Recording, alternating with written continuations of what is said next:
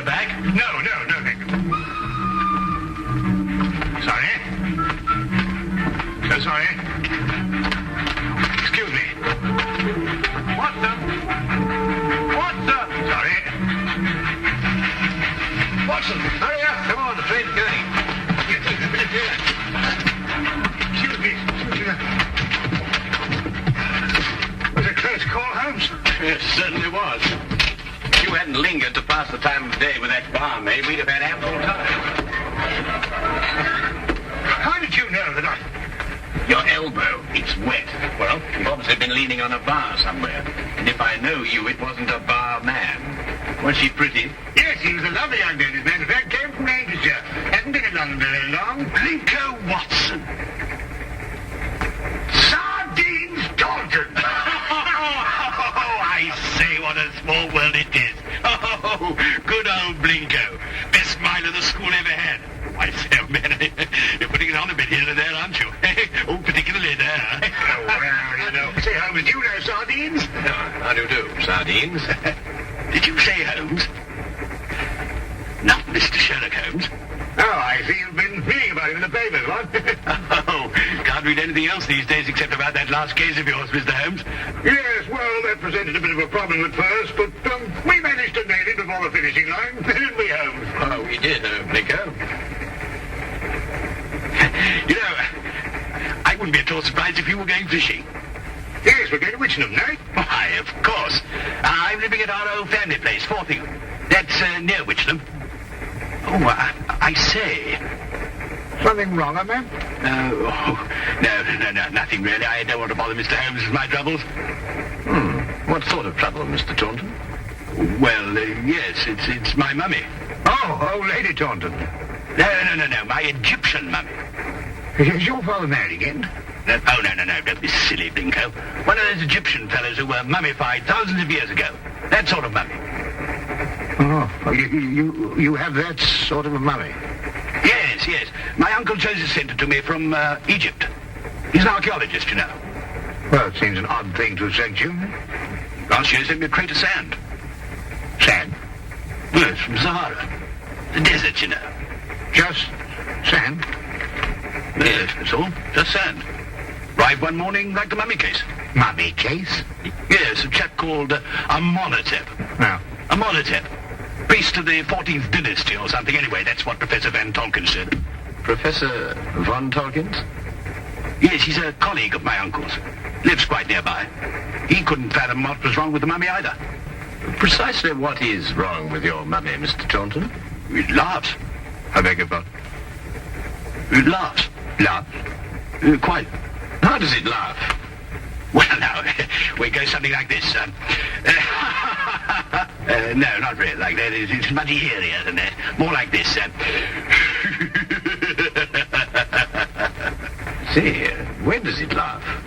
Oh, practically any time. Well, have you seen it laugh? Me?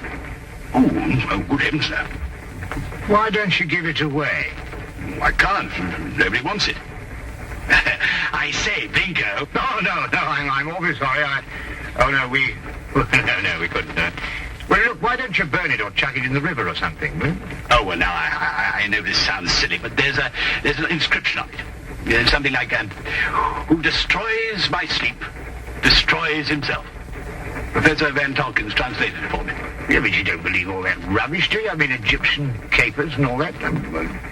Well, no, I don't actually believe the curse, Blinker, but I've got to do something. Why, I'm engaged to Rowena Featherstone. No? No. Oh, she's a lovely girl. She's got an aunt, regular old battle axe. Well, she keeps after Rowena to break off the engagement. Says a chap who keeps an Egyptian mummy who laughs, well, he can't be very reliable. Yeah, well, I understand that. Yeah. Oh, I say.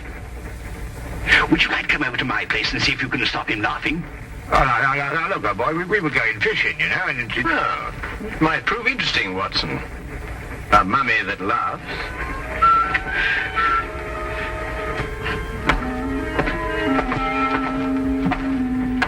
This is, Amenhotep. Well, he doesn't look as if he had much to laugh about. You wouldn't think so, would you? Wait till you hear him, Blinko. Frightening. Positively frightening. 14th dynasty, I see. Exceptionally fine sarcophagus. I must say the funerary carvings of the 14th dynasty were the most beautiful ever known. Ah, yes. Amenhotep was a priest-warrior. And here's the curse. Yes. Who destroys by sleep, destroys himself. Makes you think, what? Ow. This thing's full of splinters. I'm always pricking myself on it. When did the mummy start laughing, Reggie? As soon as you received it 6 months ago? No, rather not. First he was very well behaved. Quiet as a lamb, then he started it about a month ago. I see. I take it these are the other Egyptian trophies your uncle sent you. Yes, rather. I stick them all in this room here. I call it my Egyptian room. You know, I wouldn't like Uncle Joseph to come back and think I didn't appreciate the gifts he sent me. Pretty touchy about the things they dig up, these archaeological fellas. Yes, quite naturally. Has your uncle been in England recently? Oh, no, not since he went galloping off east as a young man. Must be at least 40 years, I think. Then you've never seen him? Oh, no. Oh, I say, that's the Sahara sand I was telling you about. Oh, yes. Does your uncle never write to you? No, never. Just sends back the things he digs up. Have you got a photo of him by any chance? Yes, this one. He was taken when he was up at Oxford. I think he must have changed by now, you know, 40 years. Ravages of time and all that. Yes. Oh, I'm sorry, Reggie. I didn't know you had visitors. Oh, no, don't go, Rowena. I want you to meet my guests. This is Blinko, Dr. Watson, and Mr. Holmes, Mr. Sherlock Holmes. This is my fiancée, Miss Featherston. Mr. Sherlock Holmes? The detective? Yes. Yes, he's come to look into this mummy business for us. Have you found anything, Mr. Holmes? Why does it laugh? Well, perhaps he tickled himself to death. I keep pleading with Reggie to get rid of it. Destroy it. Anything. But he's afraid of the curse. Well, I'm the one the curse is going to work on, and you know what they are. Really, Reggie, this is the 19th century. And Aunt Agatha wants to know when we're going to eat. She's famished. Woman's always famished. Please, Reggie. She is my aunt. Well, I suppose I shall have to cook dinner myself. Cook left last night, 4th of the month. Say, Binko, you cook? Well, I... Reggie, you didn't invite Dr. Watson here to cook. I'll cook. Well, maybe I better do it myself after all. We'll both cook. Come on. How many of us are there? 5? No, 6. I've asked Professor Von Tonkins to dine. I say if you'd like a glass of sherry or a brandy or soda or something, you'll find it all in the cupboard over there. Charming girl. I say, Holmes, let's finish up this matter in short order, eh? I hear the fish roundabout here actually snapping. I wonder. You wonder what? You find something, Holmes? No, I wonder if Miss Featherston can cook.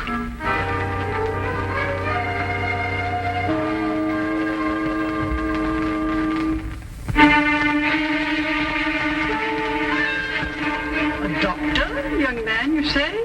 A veterinary, no doubt. Madam, I'm a graduate of the Royal College of Physicians. I specialize in human beings. And you detect, young man, I understand. Yes, madam. I detect. Work with the police? Well, on occasion. No wonder the crime rate's going up. Rowena, do we or do we not eat? It's over, darling. We're bringing the food in. Reggie tells me you've recently come back from Egypt, Professor. Yes, Mr. Holmes. Just a few months ago, I have retired from active participation in Egyptology. I see. I understand that you met Reggie's uncle while you were out there. Yes, Professor Taunton and I excavated for a long time together in the valley of the Lower Nile. Is Professor Taunton still active?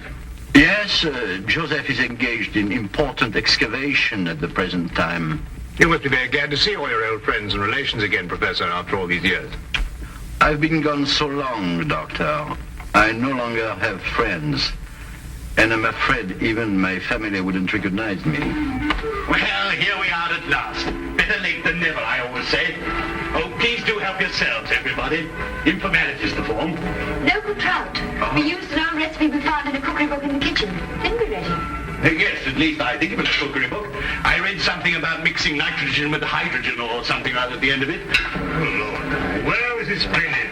I have haven't had a decent, well-cooked fish like this in years.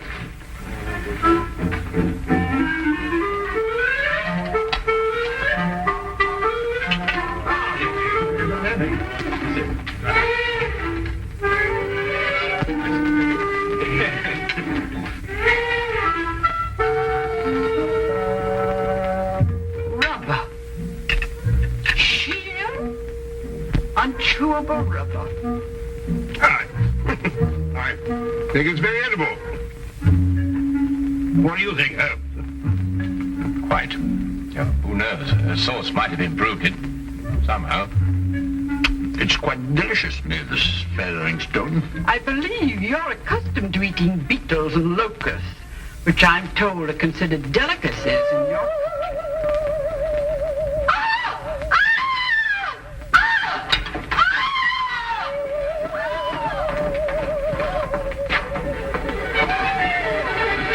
Take the other end, would you?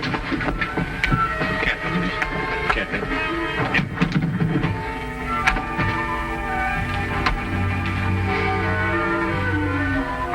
This time we heard it ourselves. Yes, Watson. This time we heard it ourselves.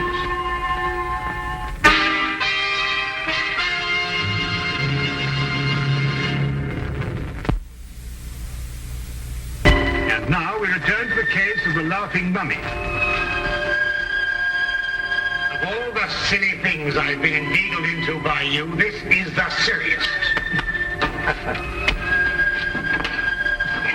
There we are.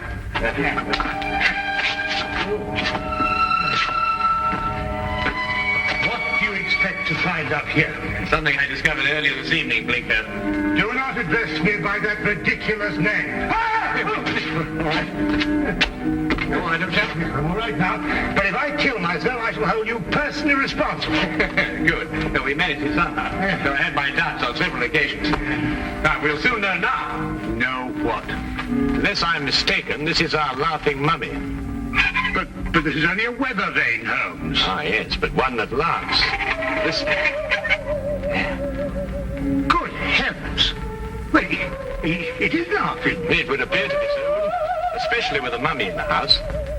When the wind is in a certain direction, the weather vane acts as a whistle, and the resultant sound is funneled down into the Egyptian room below. But that's marvelous, Holmes. How did you stumble onto it? Well, in dealing with the occult, Watson, it's best to remember the natural phenomena come first. Here, give me a hand with this, would you?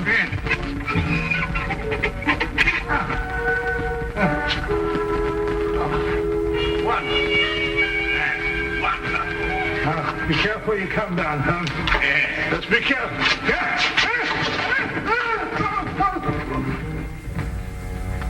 Here, Watson, would you hang on to this, please? Watson, are you taking it?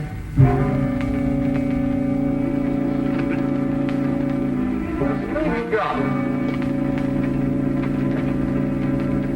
Watson. Watson. Watson. Do you think they know what they're doing, Reggie, dashing out of the house like this?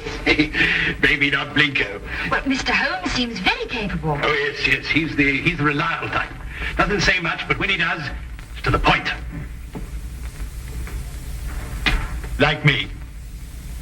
Tell me, Professor, is this the first mummy you've ever heard of that laughs? The very first, Miss Featheringstone, and I'm quite sure that... Dr. Watson, what's happened? I slid off the roof. Landed in the rhododendron. Not my rhododendrons, Blinko. I've entered them in the local flower show. You may now withdraw your entry. Reggie, how long has this weather vane been on the chimney? Oh, about a month. I see. And it was about a month ago that the mummy started laughing. Yes, that's right, Mr. Holmes. It will now stop laughing. It was caused by the wind striking the weather vane, which then blew down the chimney and caused a sound which resembled a laugh. Well. Good heavens above. Mr. Holmes, how terribly clever of you. You found it out all by yourself? I, too, was on the roof, Miss Featheringstone. Oh, I know. I think you're both terribly clever. My compliments, Mr. Holmes. The simplicity of the explanation escaped us all. Though I knew, of course, there was an explanation. Well, now we can all go and finish dinner. We've got something else coming, I think. Lamb, isn't it, Rowena? I think so. Meat of some kind. Good. Oh, Reggie. Yes, Mr. Holmes? Who stuck this on the chimney? Well, I did. It was lying about the place, so I stuck it up there to keep it out of the way. Oh, I see. Thank you. You know, I believe I'll miss him laughing. Made him human somehow. Almost chummy. Chummy mummy.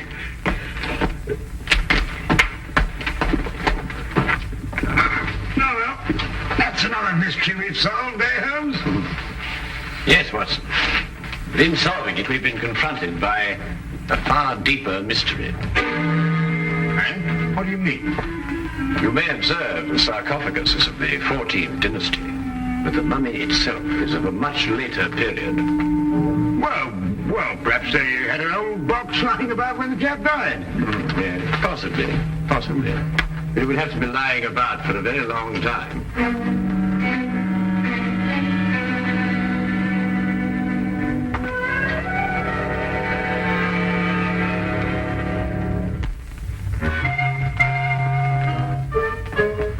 Morning, everybody.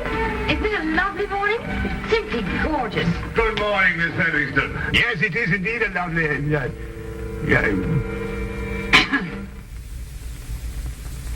You look very refreshing, Miss Featherington. Very refreshing. And I am. No mummy laughing any longer, thanks to you, Mr. Holmes. Well, I say, what early birds we all are. Morning, everybody. Morning.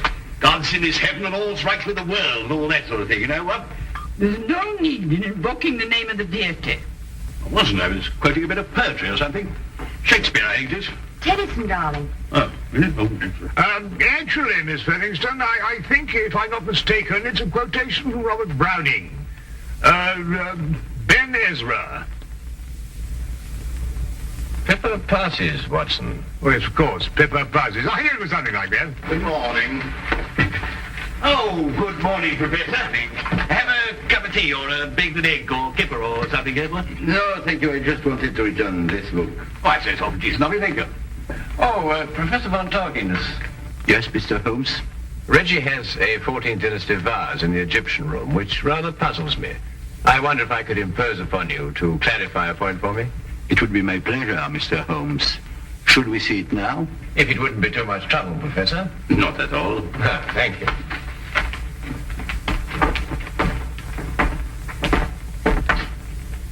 Yes, the composition of the pottery struck me as being rather later than the 14th dynasty, Professor.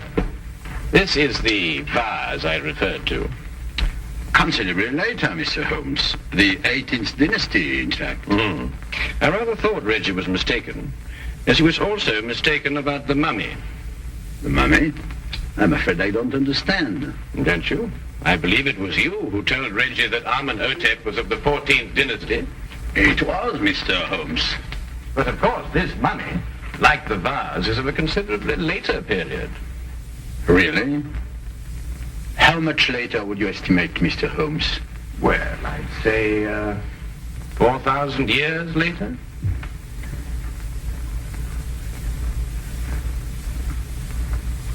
How did you determine that, Mr. Holmes? Well, the sarcophagus is obviously authentic. But the burial wrappings of the mummy itself are of a comparatively modern Egyptian weave. Expertly aged, I admit. I'd hoped the discrepancy wouldn't be noticed. And if it hadn't been for the coincidence of the weather vane, I should never have bothered to look at the mummy so closely. What do you propose to do, Mr. Holmes? I'm afraid, Professor, I have no alternative. Holmes, what are you talking about? Professor Von Torkins is, I regret to say, Watson, involved with murder. Murder? Well, who was murdered? Joseph Taunton, Reggie's Uncle Joseph. But how do you know? Where's the body? You are gazing, Watson, at the mummified remains. Oh, no, really. You're right, Mr. Holmes. This is Joseph Taunton. And if I killed him... What do you mean, if you killed him? I don't know. That sounds strange, doesn't it? Joseph Taunton and I were friends. We devoted our lives to excavating the glories of Egypt. And last year we discovered the tomb of Amenhotep. An untouched tomb, Mr. Holmes. Over 4,000 years. Joseph and I were the first human beings to set foot in it since the day it was sealed. Can you imagine what that meant to us? Yes, I can understand that. Joseph was beside himself. He wanted to open the mummy case immediately, but it was wrong, Mr. Holmes. The case had to be opened carefully, delicately. We quarreled. I tried to restrain Joseph physically, but he broke loose from me. He ran to the case and opened it, and then... And then, Professor? And then he staggered and dropped dead. As he opened the sarcophagus? Yes. There were no witnesses to what had happened, Mr. Holmes. But in our struggle, Joseph had suffered bruises. I knew what the police would believe.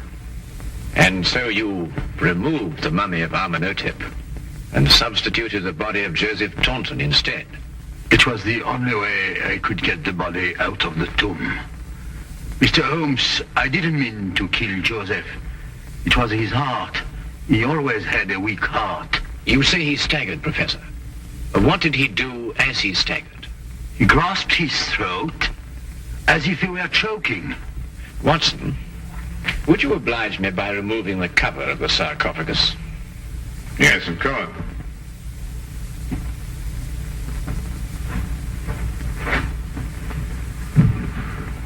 Ouch! That splinter.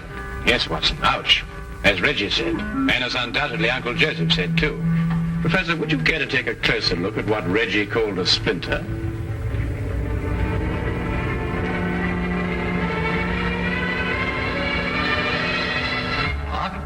It's a hollow needle that would pierce the skin of anyone who touched it. But I don't understand. The curse of Amenhotep, and a hollow needle that contained the venom of an asp. The same snake poison that killed Cleopatra, and that killed your friend, Joseph Taunton. The most marked symptom of asp poisoning is suffocation. The victim instinctively clutches his throat. But then it wasn't our fight. No. And traces of the poison may still be found in the body, even after mummification. I say, Holmes, you don't think there's any of that poison left in the needle, do you? Because, well, if so... The next few minutes will determine that, Watson. What? Well, how's old Amenhotep doing? I bet he's feeling down in the mouth now he's stopped laughing. You'll be glad to learn, Reggie, that the professor has offered to take the mummy off your hands. Oh, I say, that's awfully decent of you, Professor. What you going to do with him? But he's also considered giving it a fitting burial. Oh, of course. Now, why didn't I think of that? Do you realize what this means, Rena? Now we can be married. That old... I mean, your aunt, well, she won't have a leg to stand on. But, darling, Aunt Agatha really likes you. She just pretends to think you're not very bright. Really? She likes me? I think so. Oh, well then. Let's go and tell her the good news. Thank you, Mr. Holmes. Not at all, Professor. Holmes! Holmes! What? What's the matter? Why, you look ill. It's the poison. I can't get my breath. No, relax, Watson, relax. If there'd been any poison left in that needle, Reggie would long since have joined his ancestors. Unfortunately, the curse only worked once. Oh. Ridiculous. Yes, Oh, but Holmes. Good. That's all very well, but I still can't get my breath. Not again. It needs to be probably the food we've been subjected to. Yes, I myself would prefer some of that fish that you insist on pursuing up and down the waterways of England with such wild abandon. Yes, of course. Curse. Utter nonsense.